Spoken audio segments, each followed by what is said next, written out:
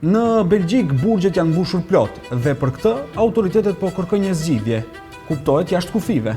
Këtë javë dy ministre belge kanë zbarkuar në Ballkan, në Shqipëri dhe Kosovë me një mision të pazakont, transferimin e të burgosurve të huaj përfshirë edhe emigrantët e paligjshëm.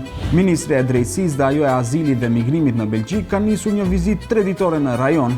Në agjend, mundësia për të marrë me qira ose për të ndërtuar një burg në njërin prej 2 shteteve. Por ky model nuk është i ri.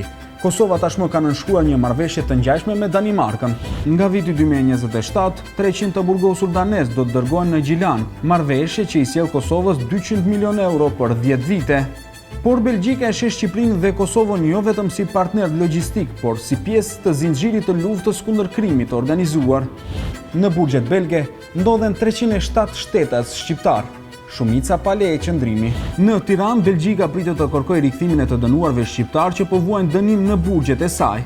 Por pyetja që ngrihet është, apo kthehet Ballkani në hapësirën ku Europa zgjidh tepricat e saj, apo një shërbim me qira që sjell të ardhura, por rrezikon imazhin e vendeve.